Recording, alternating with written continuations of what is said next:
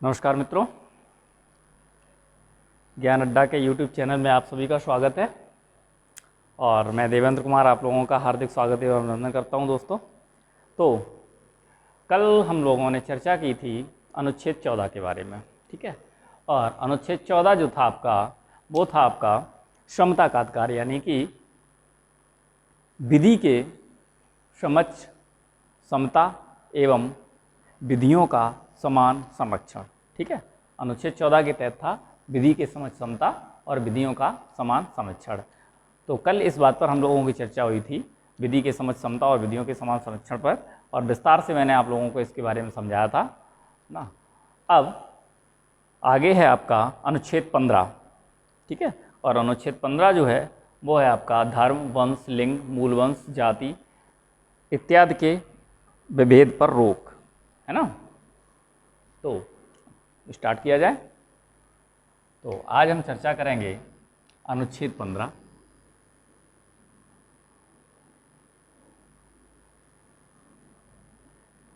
और अनुच्छेद 15 में क्या है?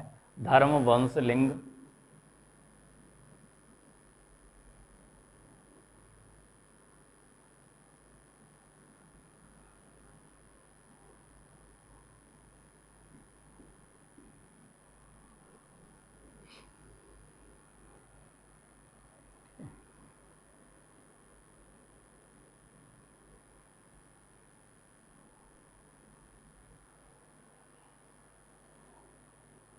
मूल वंश,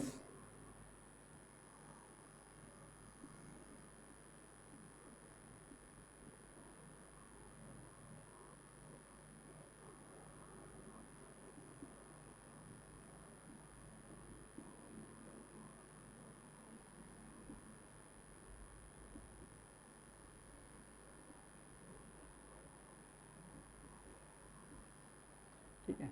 धर्म, वंश, लिंग, मूल वंश इत्यादि के आधार पर रोक, इस पर हम आज बात करेंगे, ठीक है। तो इसके तहत अनुच्छेद 15(1) ये कहता है कि राज्य किसी भी व्यक्ति को उसके धर्म के आधार पर, उसकी जाति के आधार पर, उसके वंश के आधार पर, उसके लिंग के आधार पर, उसके मूल वंश के आधार पर, किसी भी जगह पर, यानी किसी भी आधार पर उसे उसके अधिकारों से वंचित नहीं करेगा, ठीक है। तो लिख देते हैं राज्य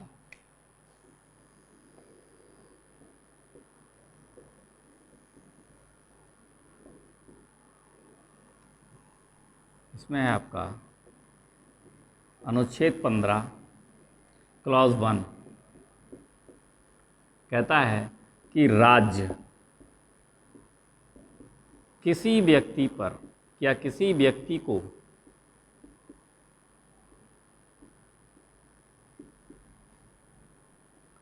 उसके धर्म, मूल वंश,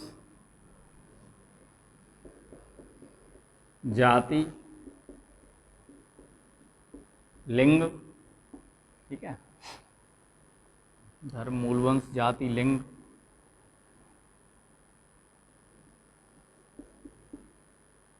आदि के आधार पर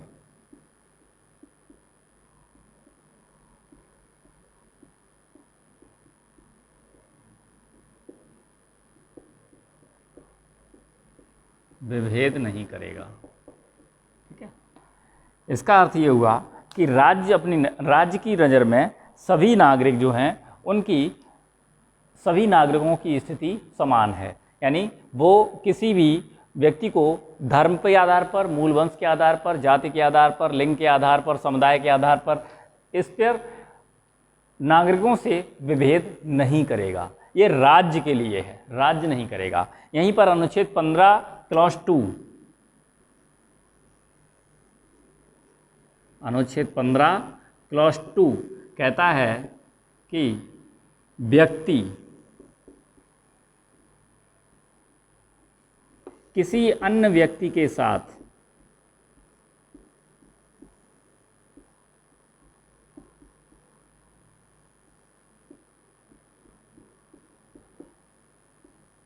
किसी अन्य व्यक्ति के साथ धर्म, मूल, वंश, लिंग, जाति, यानी हम लिख सकते हैं उपरोक्त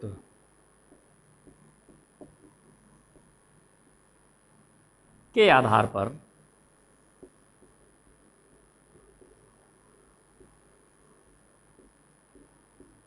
भेदभाव नहीं करेगा।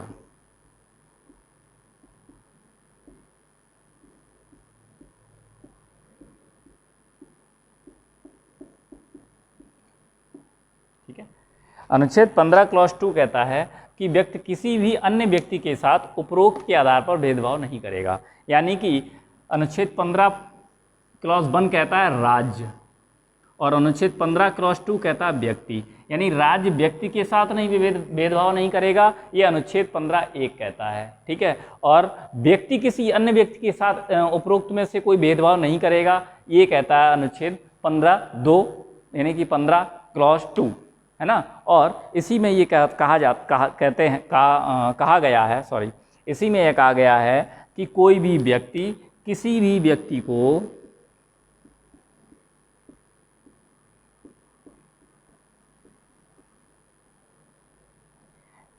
व्यक्ति को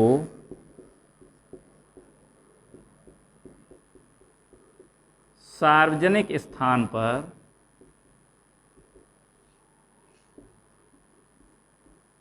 जाने एवं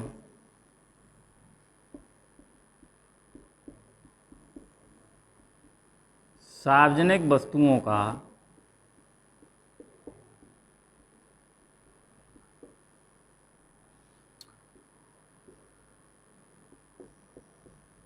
उपभोग करने से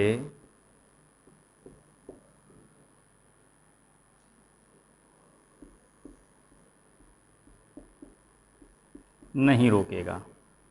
ठीक है। तो इसका मतलब ये हुआ कि अनुच्छेद 15 के क्लॉज 2 में कहा गया है कि कोई भी व्यक्ति, ठीक है, कोई भी व्यक्ति, यहाँ कहा गया राज्य, इतना ध्यान रहे। अनुच्छेद 15 क्लॉज 1, अनुच्छेद 15 क्लॉज 2 में एक ही बात कही गई है, बस केवल एक शब्द का फर्क है। अनुच्छेद 15(1) में राज्य के लिए कहा गया है और अनुच्छेद 15(2) में व्यक्ति के लिए कहा गया है। तो कहा गया है कि व्यक्ति किसी भी अन्य व्यक्ति के साथ, यानी व्यक्ति के साथ किसी भी अन्य व्यक्ति के साथ उपरोक्त के आधार पर, उपरोक्त का मतलब है धर्म, मूल, वंश, जाति, लिंग, समुदाय इत्यादि जो होते हैं, ठीक है, जिनसे छुआछूत की भावना हम लोगों के अंदर रहती है, ऐसी किसी भी आधार पर आप भेदभाव नहीं करेंगे। किसके साथ? किसी अन्य व्यक्ति के साथ। ये कहता है आपका अनुच्छेद 15(2), यानी 15 क्लॉज 2, और अनुच्छेद 15 क्लॉज 1 कहता है राज्य। ठीक है। तो अनुच्छेद 15(1) राज्य के लिए है, अनुच्छेद 15(2) यानी क्लॉज 2 व्यक्ति के लिए है, और साथ में ही अनुच्छेद 15(2) में कहता है कि कोई भी व्यक्ति किसी भी व्यक्ति को सार्वजनिक स्थान पर जाने और सार्वजनिक वस्तुओं का उपभोग करने से नहीं रोकेगा। जैसे पहले बहुत सारी प्रथाएं चला करती थी, है ना, और गांव में तो आज भी बहुत सारे पिछड़े गांव आज भी हैं जहां पर कुछ लोग हैं जो अपने निचली जातियों को अपने मतलब कुएं पर नहीं चढ़ने देते, कुएं का पानी नहीं लेने जाते, जबकि कुआं आपका सार्वजनिक है ना। या कई जो सार्वजनिक जगह हैं, है ना, वो बनाए जाते हैं सार्वजनिक स्थल, उन पर नहीं बैठने जाएंगे, मंदिरों पे नहीं चढ़ने दिया जाएगा। इस टाइप की जो भावनाएं होती हैं उनका निरोध, यानी कि उन पर निवारक कानून बनाया गया था। अनुच्छेद 15(2) के तहत कहा गया है कि कोई भी व्यक्ति सार्वजनिक स्थानों, सार्वजनिक वस्तुओं का उपभोग करने से किसी को भी नहीं रोकेगा। ठीक है। किस आधार पर? अन्य धर्म, मूल, वंश, जाति और लिंग के आधार पर। ठीक है, इनके आधार पर नहीं रोकेगा। वैसे अगर कोई सरकारी संपत्ति के या फिर किसी सार्वजनिक संपत्ति का नुकसान करता है तो रोक सकता है ना, लेकिन आप उसे धर्म, जाति, वंश, लिंग इनके आधार पर उसे नहीं रोक सकते। ठीक है। तो ये रहा आपका अनुच्छेद 15(2).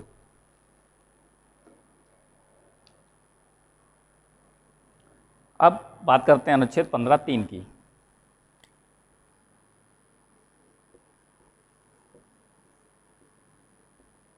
अनुच्छेद 15 क्लॉज 3। ठीक है। अनुच्छेद 15 क्लॉज 3 कहता है कि अनुच्छेद 15(1) और अनुच्छेद 15(2) के होते हुए भी राज्य महिलाओं के लिए ठीक है। राज्य क्या करेगा, महिलाओं के लिए विशेष प्रावधान करेगा, ठीक है। विशेष प्रावधान से मतलब क्या है, महिलाओं का आरक्षण, जैसे महिलाओं को सुविधाएं दिलाने के लिए महिला आरक्षण की बात करता है, ठीक है। तो लिख सकते हैं यहाँ पर कि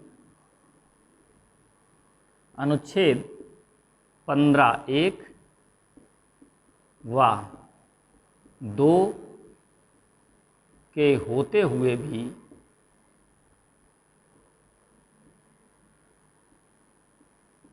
राज्य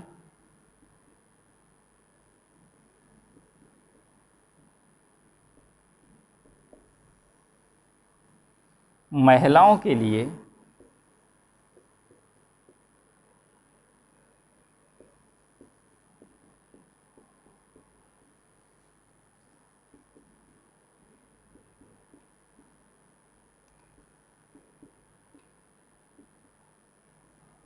प्रावधान करेगा, ठीक है।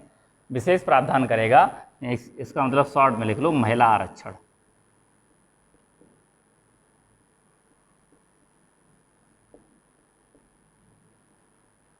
ठीक है। यानी कि अनुच्छेद 15(3) कहता है कि अनुच्छेद 15(1) और अनुच्छेद 15(2) के होते हुए भी राज्य क्या करेगा, महिलाओं के लिए विशेष प्रावधान करेगा। अब महिलाओं के लिए विशेष प्रावधान जो करेगा वो कौन कौन से करेगा, वो भी लिख लेते हैं, वो भी समझ लो, ठीक है। इतना नोट कर लिया होगा आप लोगों ने। चलिए,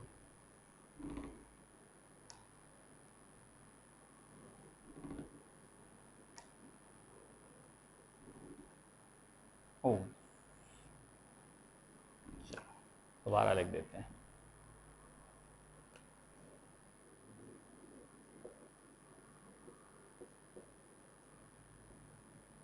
अनुच्छेद 15(3) कहता है कि अनुच्छेद 15(1) व 2 के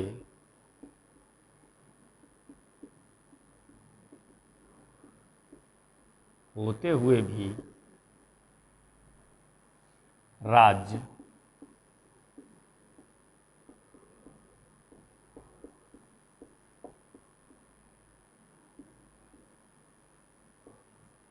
महिलाओं के लिए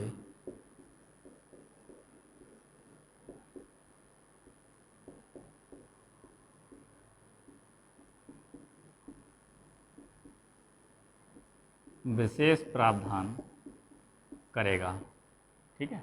अब क्या क्या प्रावधान करेगा इस पर भी चर्चा कर लेते हैं। पहली बात तो वो महिला प्रसूति अवकाश की बात करता है, ठीक है, जो कि अनुच्छेद 15(3) के तहत है और अनुच्छेद 42 के प्रावधानों में दिया गया है, ठीक है। और दूसरी बात करता है कि बालकों को निःशुल्क शिक्षा के बारे में बात करेगा, ठीक है। तो ये आपका अनुच्छेद 15(3) में 2 प्रावधान और किए गए हैं कि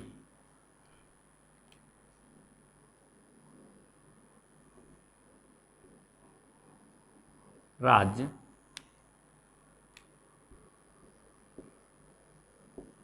अनुच्छेद 42 के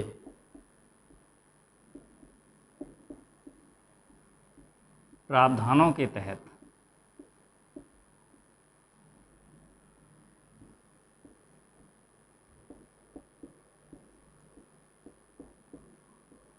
महिला प्रसूति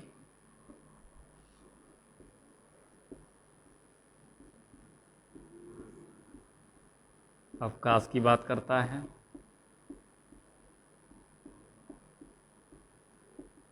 ठीक है। दूसरा, राज्य बच्चों की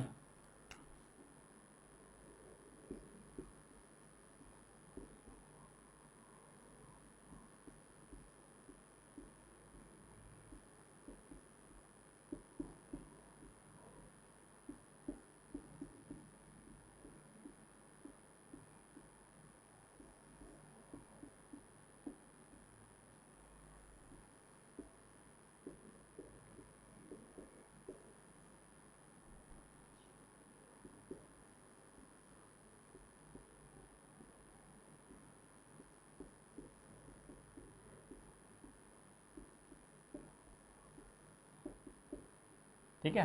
तो अनुच्छेद 15(3) में 3 बातें करता है। क्या क्या करता है कि अनुच्छेद 15(3) कहता है कि अनुच्छेद 15(1) और अनुच्छेद 15(2) के होते हुए भी राज्य महिलाओं के लिए विशेष प्रावधान करेगा। अब राज्य जो महिलाओं के लिए विशेष प्रावधान करेगा वो कौन कौन से करेगा? एक तो करेगा राज्य अनुच्छेद 42 के प्रावधानों के तहत महिला प्रसूति अवकाश की बात करता है, जो अनुच्छेद 42 में महिलाओं को प्रसूति अवकाश जो दिया गया है उसकी बात करता है अनुच्छेद 15(3) में। ठीक है, 15(3) में बात करता है और अनुच्छेद 42 में इसका पूरा प्रावधान दिए गए हैं। ठीक है, उसके बाद 15(3) के ही तहत बच्चों की निःशुल्क एवं अनिवार्य शिक्षा की बात करता है। ठीक है, जो आगे आपको पूरी विस्तार से समझाया जाएगा, लेकिन जो प्रारंभिक बातें हैं वो अनुच्छेद 15(3) कहता है। ठीक है, तो अनुच्छेद 15(3) में 3 बातें आती हैं। एक तो बच्चों के लिए निःशुल्क एवं अनिवार्य शिक्षा की बात करता है, दूसरा अनुच्छेद 42 के प्रावधानों के तहत महिला प्रसूति की बात करता है ना, और 1 और 2 के मतलब 15(1) 15(2) के होते हुए भी राज्य महिलाओं के लिए विशेष प्रावधान करने की बात करता है। ठीक है, तो क्वेश्चन पूछा गया था कि कौन सा अनुच्छेद महिलाओं की विशेष प्रावधान, महिलाओं के लिए विशेष प्रावधान की बात करता है, तो वह आपका अनुच्छेद 15(3). ठीक है, और इसी के तहत आपका बच्चों की निःशुल्क शिक्षा और महिला प्रसूति अवकाश।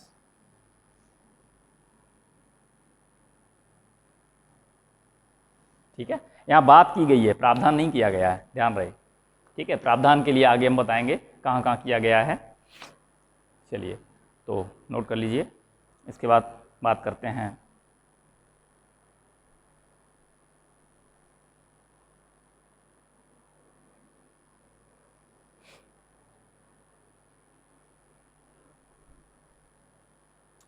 एक केस था रामकृष्ण बनाम मैसूर राजवाद। ठीक है, एक केस था रामकृष्ण बनाम मैसूर राजवाद, जिसमें सुप्रीम कोर्ट ने कहा था कि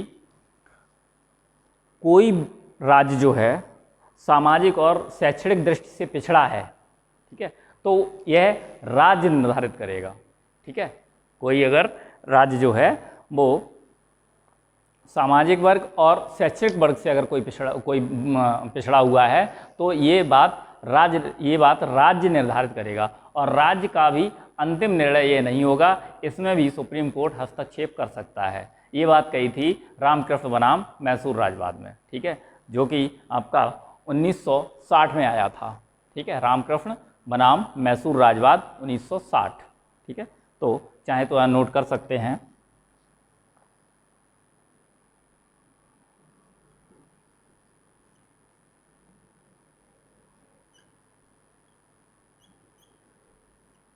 रामकृष्ण बनाम मैसूर राजवाद 1960। ठीक है, इसमें कहा गया था कि कोई भी राज्य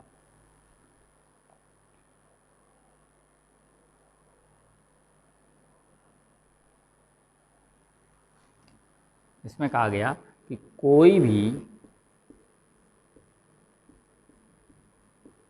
वर्ग सामाजिक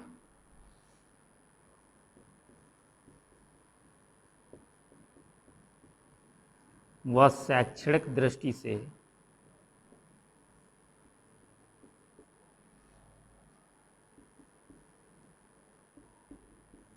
पिछड़ा है, इसका निर्धारण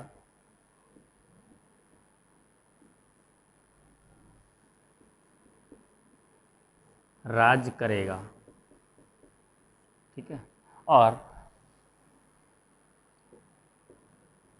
यह राज्य का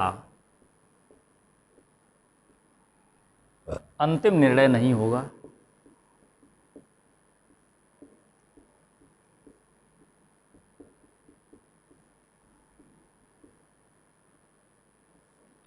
सुप्रीम कोर्ट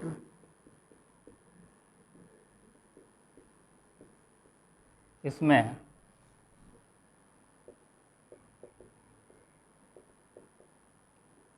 हस्तक्षेप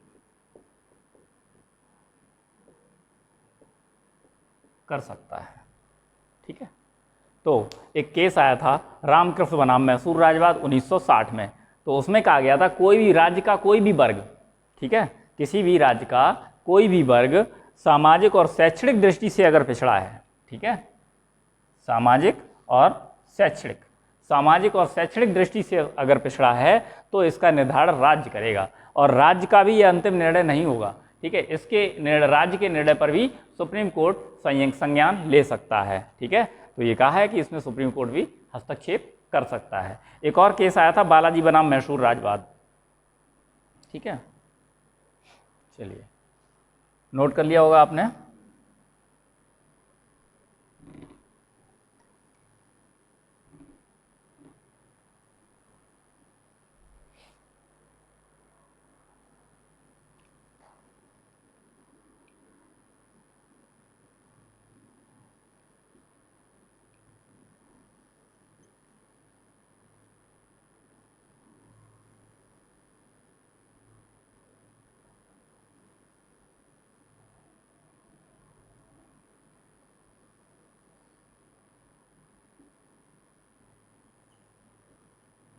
ठीक है, बालाजी बनाम मैसूर राजवाद एक केस आया था जो कि आपका 1963 में आया था,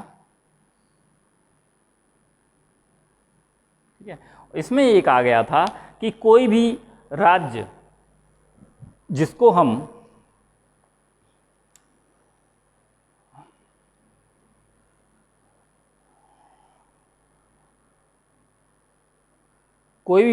किसी वर्ग को पिछड़ा घोषित करता है, ठीक है, कोई भी राज्य किसी वर्ग को अगर पिछड़ा हुआ घोषित करता है तो वह वर्ग जो पिछड़ा हुआ घोषित किया जाता है तो उसकी जो कसौटी होती है वो केवल और केवल जाति नहीं होनी चाहिए, ठीक है, वो केवल जाति नहीं होनी चाहिए। इसमें आप उसके जाति के स्थान पर उसकी गरीबी, ठीक है, उसकी आपका पेशा, है ना, और उसकी उपजीविका और मतलब निवास स्थान आदि को भी शामिल किया जाना चाहिए, ठीक है। तो इसमें कहा गया था कि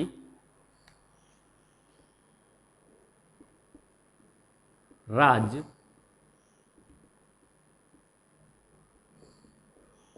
किसी वर्ग को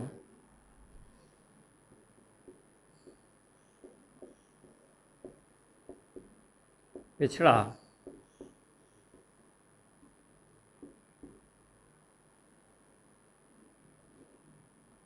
किसी वर्ग को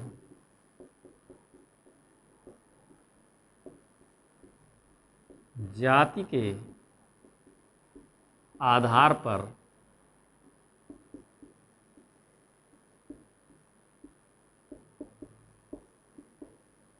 पिछड़ा घोषित नहीं कर सकती।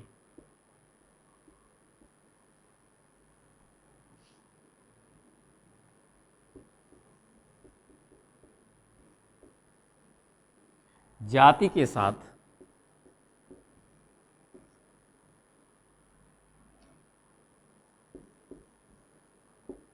उसके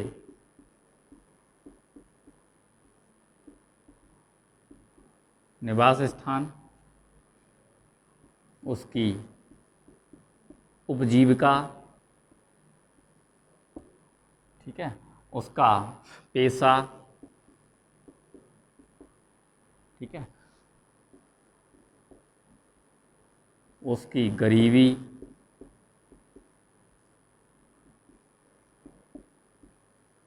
को भी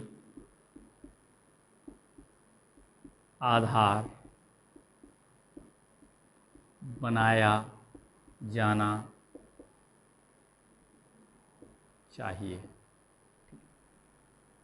बालाजी बनाम मैसूर राजवाद 1963 में जो आया था उसमें कहा गया था कि कोई भी राज्य किसी वर्ग को पिछड़ा घोषित अगर करती है तो उसका आधार जो है वो केवल जाति नहीं होनी चाहिए, जाति के साथ साथ उसके साथ निवास स्थान कि वो किस जगह निवास कर रहे हैं, कैसी स्थिति में निवास कर रहे हैं, उनकी उपजीविका यानी कि वो अपना जीविकोपार्जन कैसे कर रहे हैं, अपना जीवन यापन कैसे कर रहे हैं, उनका पेशा यानी जीवन यापन करने के लिए वो पेशा क्या कर रहे हैं, मतलब कौन सा काम कर रहे हैं जो कि आप जिससे वो जीवन यापन कर रहे हैं। तीसरा उनकी गरीबी कि वो गरीब हैं या अमीर हैं, ये इनको भी आधार बनाकर ही आपका पिछड़ा घोषित किया जाएगा। ये कहा है सुप्रीम कोर्ट ने बालाजी बनाम मैसूर राजवाद 1963 में।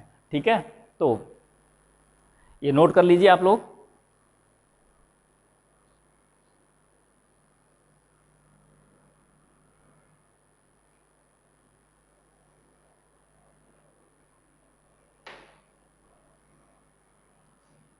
इसको तो नोट कर लिया होगा। चलो,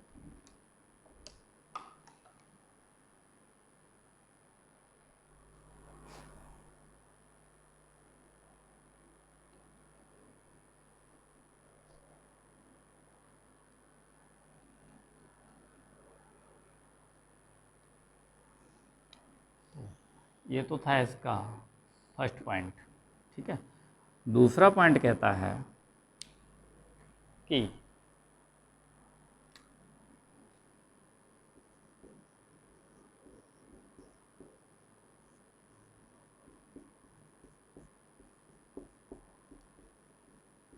सुप्रीम कोर्ट ने कहा कि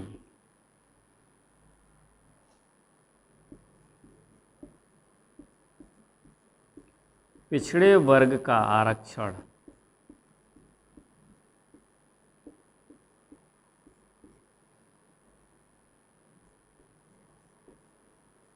%50 से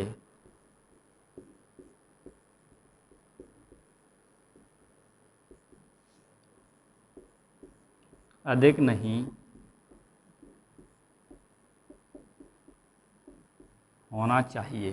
ठीक है, इसी में बालाजी बनाम मैसूर राजवाद में 1963 में ही सुप्रीम कोर्ट ने ये भी कहा था कि पिछड़े वर्ग का जो आरक्षण है वो 50% से अधिक नहीं होना चाहिए। और इसी में एक केस और आया था इंदिरा साहनी बनाम भारत संघवाद।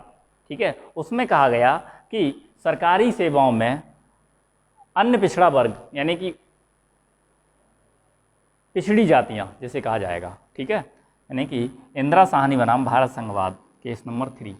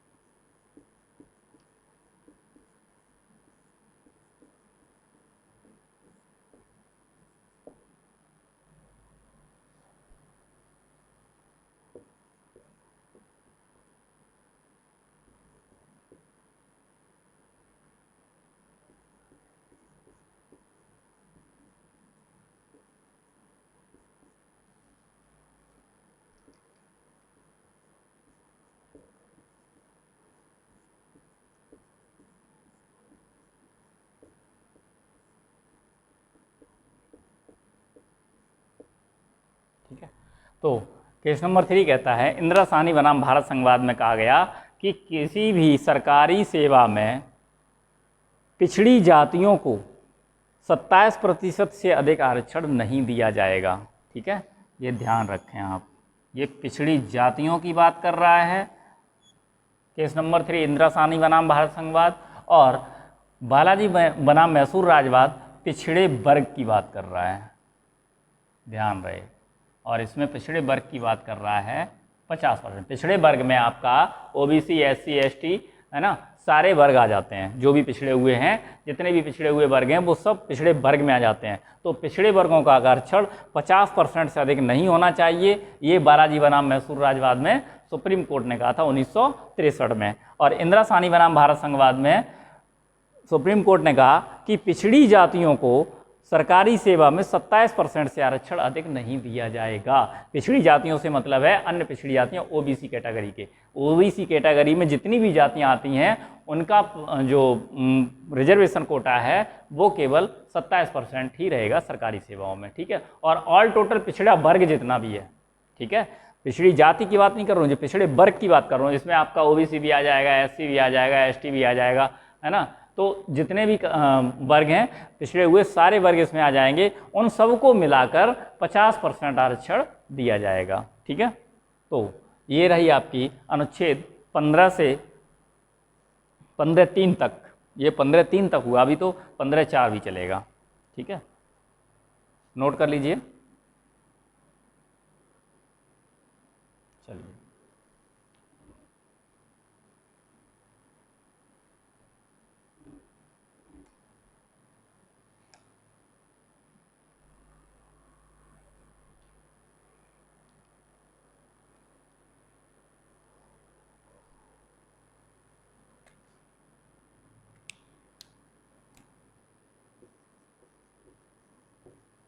अनुच्छेद 15 क्लॉज 4, ठीक है। अनुच्छेद 15 क्लॉज 4 कहता है कि राज्य सरकारी शिक्षण संस्थानों में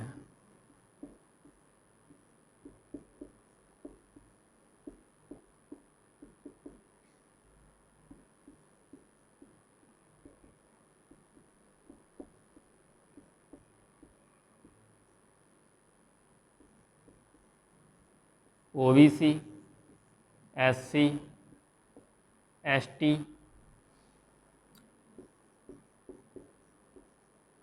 आदि के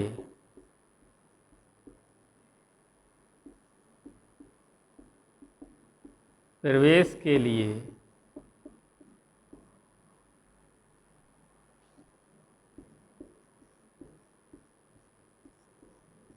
सीटों का आवंटन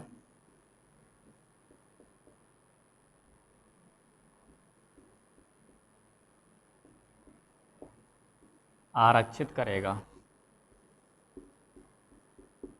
ठीक है। और ये था आपका प्रथम संविधान संशोधन में,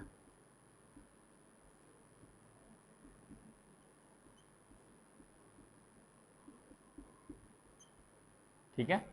ये बात आपकी प्रथम संविधान संशोधन में कही गई थी। और एक केस भी था आपका चंपक दोराई बनाम भारत संघवाद, ठीक है, केस भी था इसमें।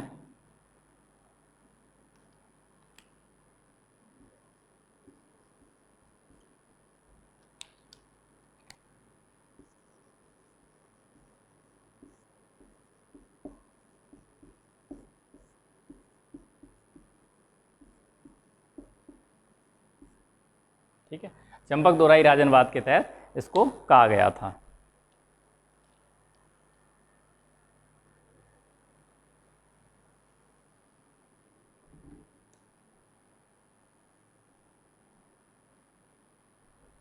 ठीक है, इसका मतलब ये हुआ कि किसी भी सरकारी संस्थाओं में क्या होगा, ओबीसी, एससी,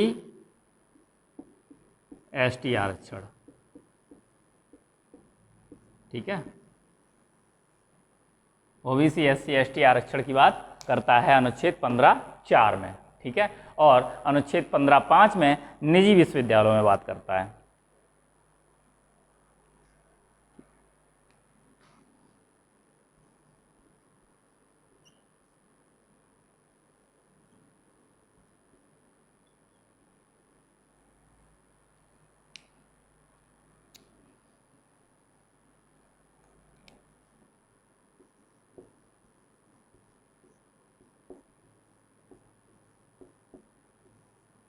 अनुच्छेद 15(4) और अनुच्छेद 15(5) अनुच्छेद 15(5) में कहता है कि राज्य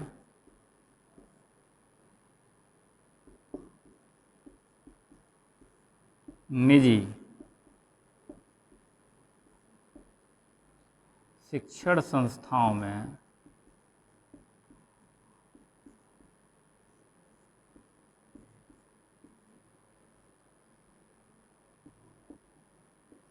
ओबीसी, एससी, एसटी,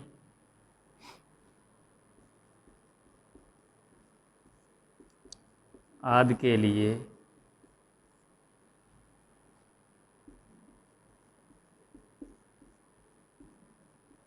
सीटों का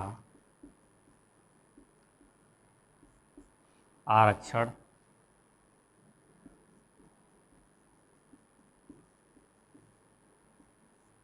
निर्धारित करेगा।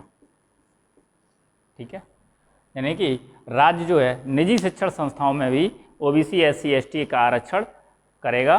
ठीक है, और ये कहा गया था आपका 93वां संविधान संशोधन से। ठीक है, और एक केस आया था पीए ईमानदार बनाम महाराष्ट्र राज्यवाद।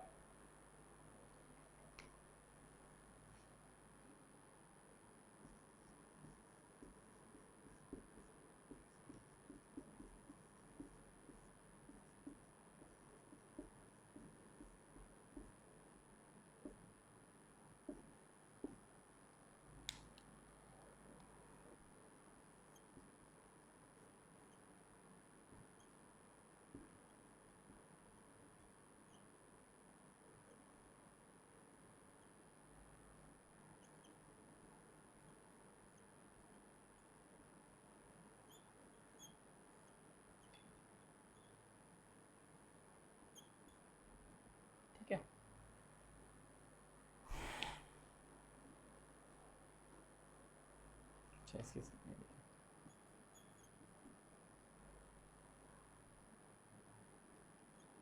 ठीक है, तो एक केस आया था पीए ईमानदार बनाम महाराष्ट्र राज्यवाद में। उसमें सुप्रीम कोर्ट ने कहा कि राज्य निजी शिक्षण संस्थाओं में भी ओबीसी, एससी, एसटी की सीटों का आरक्षण निर्धारित करेगा। ये 93वां संविधान संशोधन में लिख दिया गया। ठीक है, तो ये थे आपके 15(5) और उसके बाद एक लास्ट बचता है, ओ सॉरी,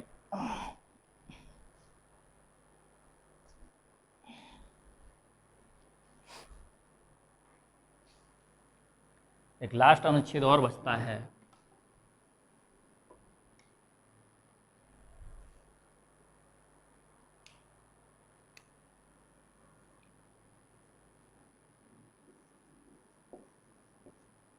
अनुच्छेद 15(6). ठीक है, अनुच्छेद 15(6) और बचता है। इसमें वही सवर्ण आरक्षण 10% सवर्ण आरक्षण की बात करी गई है। ठीक है, इसमें भी आपका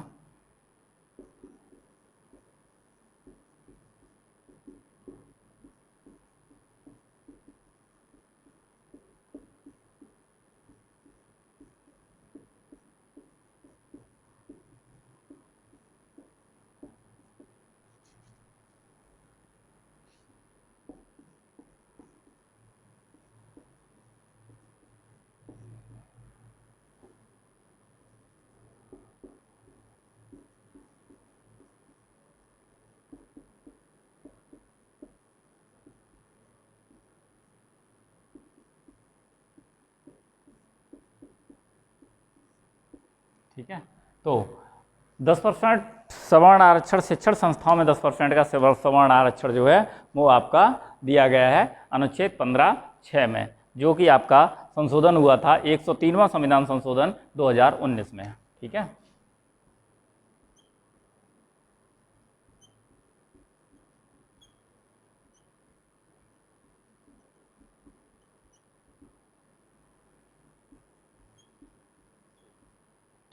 ये आपका 103वां संविधान संशोधन 2019 द्वारा जोड़ा गया कि शिक्षण संस्थाओं में के प्रवेश में भी 10% सवर्ण आरक्षण का प्रावधान किया जाएगा। और सवर्ण आरक्षण कौन? जो गरीबी रेखा से नीचे हैं, यानी कि जो गरीब सवर्ण हैं उनके लिए 10% आरक्षण का प्रावधान किया गया है अनुच्छेद 15(6) के तहत। ठीक है। तो यहाँ पर आकर आपका अनुच्छेद 15 फिनिश समाप्त होता है, ठीक है। और कल हम आप लोगों को अनुच्छेद 16 के बारे में, प्रावधानों के बारे में विस्तार से बताएंगे। और आशा करते हैं आप लोगों को हमारा वीडियो पसंद आ रहा होगा, और जो भी प्रॉब्लम्स आ रही हों या फिर कोई समस्या आ रही हो, कोई शब्द समझ में ना आ रहा हो, तो प्लीज़ मुझे कमेंट कर दिया करें, ठीक है, ताकि मैं अगली क्लास में आपका जो शंका है उसे दूर कर दिया जाए, ठीक है। तो मिलते हैं कल इसी टाइम पर, तब तक के लिए आप लोगों का बहुत बहुत धन्यवाद।